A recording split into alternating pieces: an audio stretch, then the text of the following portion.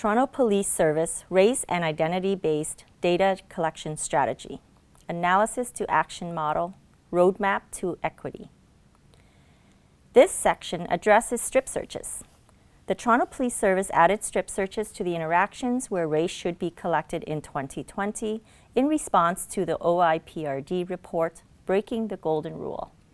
This video will take us through data considerations, context of strip searches in arrests, and the key findings. A strip search is an outcome that results from a series of decision points in an arrest process.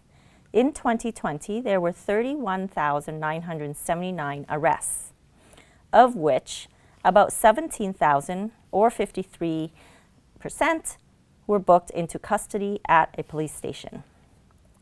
There were 7,114 strip searches, representing 22% of all arrests, or 42% of bookings that year. We look at the breakdown of strip searches by perceived race of individuals. An individual may be arrested or strip searched more than once. 63% of individuals strip search had only one arrest in 2020. Of the 7,114 persons strip searched in 2020, 46% were perceived as white, 31% were perceived as black, 4% were perceived as Indigenous, 4% were perceived as East or Southeast Asian, 3% were perceived as Middle Eastern and South Asian, and 2% were perceived as Latino. To ground our understanding of strip search practices and how it relates to community safety needs and concerns, we looked at local crime rates, broken down by specific types of offenses, and mapped it against strip search rates by location of arrests that are aggregated to the division level. Please note that this may not be the division where the person was booked. As you can see, there is a moderately strong relationship between strip searches and crime rates across divisions and types of offenses. For different types of offenses, the downtown divisions, 14, 51, and 52, highlighted in red, tend to have higher crime rates as well as higher strip search rates. We worked with the Community Advisory Panel and engagements with stakeholders and service members to co-develop questions and hypotheses to explore with our data to understand strip search outcomes and racial disparities. There were 4 key findings that resulted from this work together. The first is strip search rates varied throughout the year and dropped significantly following changes in policy and procedures. 2020 trends allow us to have a baseline to compare changes due to policy and procedure going forward. This chart shows counts of all arrests and strip searches, not unique individuals. The data also shows the impact of the provincial pandemic response on all the trends in the months immediately following the state of emergency. As you can see, arrests dropped as people were ordered indoors and restricted in their activities outside, starting in March, with the drop apparent in mid-April. This also led to drops in bookings and strip searches, all of which began a slow rebound over the summer. Importantly, the effective search policy changes took effect in October, and you can see the significant decline in strip searches, which began a month earlier as officers were trained and became aware of the change. The second key finding shows there were differences by race in strip search rates in 2020, with Black, Indigenous, and white people overrepresented relative to their presence in arrests. This disparity was reduced following policy change. To help us understand the broader process leading to a strip search, we look at the arrested population in 2020 and the breakdown by race. We compare the proportion of each race group arrested with their proportion in strip searches. We can see that arrested Indigenous people were 1.3 times overrepresented in strip searches, while Black and white people arrested were overrepresented by 1.1 times. We use the arrested population as a broad benchmark to understand strip search patterns in 2020.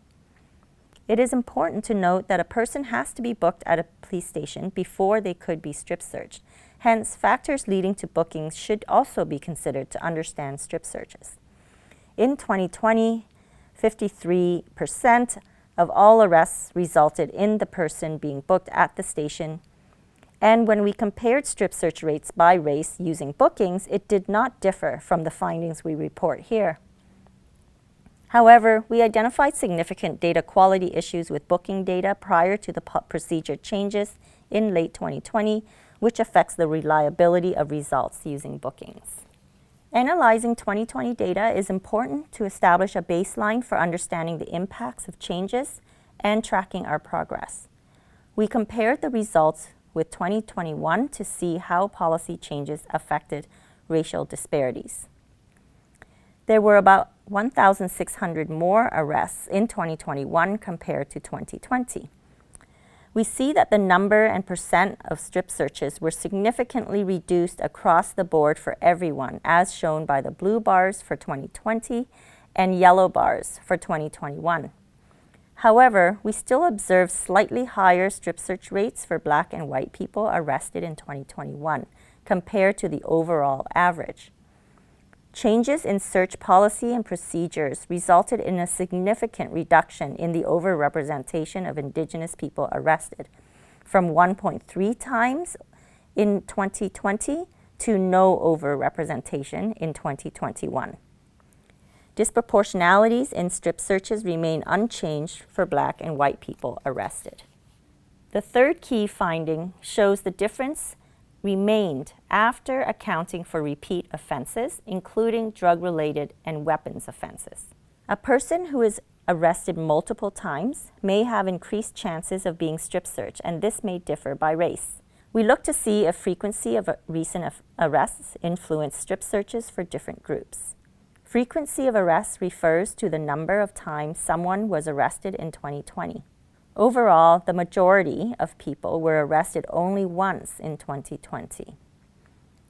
About 18% were arrested 2 or 3 times, and about 6% were arrested 4 or more times.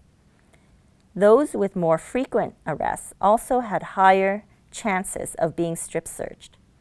Looking at the top set of data, we can see that only 13% of those with only one recent arrest were strip searched, indicated by the gray bar, compared with 31% of those with 4 or more arrests, indicated by the red bar. This is a difference of about 2.4 times. However, the trend is weakest for Indigenous people arrested. Among Indigenous people arrested once or more times, the percent strip searched is more or less similar. For other groups, frequency of arrests has a stronger influence on someone's chances of being strip searched, although it varies for some groups compared to others. As we saw earlier, strip searches tend to increase in relation to specific offenses. We looked at whether this relationship varied by race, and if so, which situations we should monitor and address. We found that in 2020, there were overrepresentations in strip searches for different groups when considering primary offense types, as shown by the highlighted boxes. Among those arrested for offenses with the highest strip search rates, break and enter, drug-related and weapons-related offenses, there were differences by race found. Relative to their presence in arrests for those offenses, white and Indigenous people were overrepresented in strip searches when arrested for break and enter. Black, East Southeast Asian, and to a lesser extent South Asian people were overrepresented in strip searches in arrests for drug-related offenses. Black, Latino, and Middle Eastern people were overrepresented in strip searches when they were involved in weapons and homicide-related offenses. In arrests for other offenses, there were different impacts for different groups. Arrests in relation to failure to appear or comply, parolee or warrants, there were no or very little overrepresentations by race in strip searches. The fourth finding is that there were differences across arrest locations by divisions in strip searches conducted in 2020. To visualize differences by arrest locations mapped to division boundaries, we show where there were higher strip search rates in darker colors. Each map presents the rates for 3 groups with higher strip search rates: Indigenous, Black, and white people. We can see that there are largely similarities, but also some differences, with Black and white people having higher strip search rates when arrested in Southeast Scarborough and Indigenous people in East York. We need to unpack this further to understand the root causes behind these trends and work with local Indigenous organizations and members of communities to come up with meaningful and relevant solutions. To see whether differences in strip search rates were influenced by the demographic makeup of the area where individuals are arrested, we compared the degree of overrepresentation of each race group in strip searches relative to arrests. Values above 1 on each axis indicate an overrepresentation of that group by division. Each colored dot represents a race group by arrest location at the division level. As you can see in the shaded area, divisions with higher overrepresentations of Indigenous, Black, and white people in strip searches had lower proportions of that race group in the local population. To look at this graph in an interactive form, please visit the Public Safety Data Portal on tps.ca. Were items found as a result of conducting a strip search? This was an important question to answer, as it speaks to the quality of decisions made for strip searches and could help us refine our policies to be more effective when minimizing potentially unnecessary searches. When trying to answer this question, we noted several data quality issues within our data systems that we have worked towards resolving. Despite the data quality issues, we are reporting on this data in the interest of transparency, following questions from communities and our members. We address this in the analysis by removing any items that would have or should have been found in protective or frisk searches, such as shoelaces, drawstrings, necklaces, etc. We have taken steps to improve how items found is recorded, and there is closer supervisor scrutiny to ensure the search template is completed properly. Overall, items were found in 40% of strip searches conducted. Earlier, we saw that there were differences in search rates by offense types, and also that this affected groups differently. We looked to see whether those differences indicated room for improvement in how we conduct searches and reduce disparities. This graph shows that for arrests related to drug-related offenses, there were higher strip search rates, but there were also higher items found rate for those strip searches. This was similar for arrests related to break and enters and weapons and homicide-related offenses. Because we are breaking it down by offense type related to the original arrest, we focus on the 2 largest groups, white people in the bottom graph and Black people in the top graph, to see whether the rate of searches and items found tracked in similar ways in those arrests. There were similarities when it comes to drug-related offenses, where search rates and items found rates were both high, suggesting that search decisions were effective for both groups in that type of arrests.